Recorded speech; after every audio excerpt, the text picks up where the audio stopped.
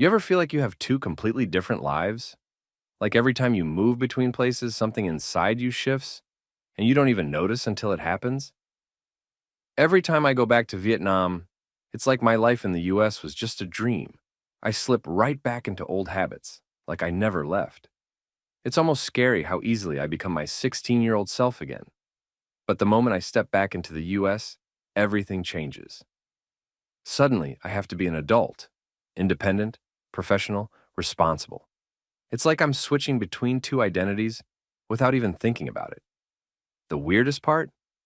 I don't feel 100% like myself in either place. I used to think I was the only one, but then I found out this feeling has a name: cultural liminality.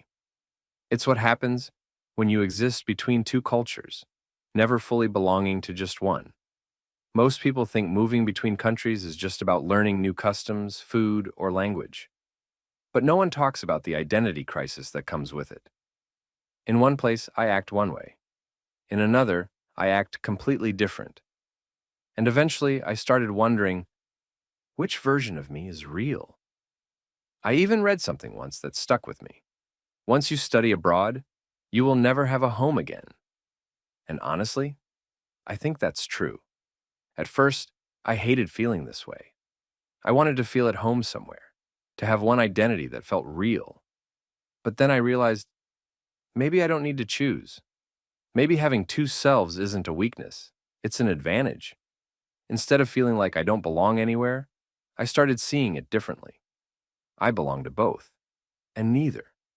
And that's okay. The struggle didn't go away, but it started making sense.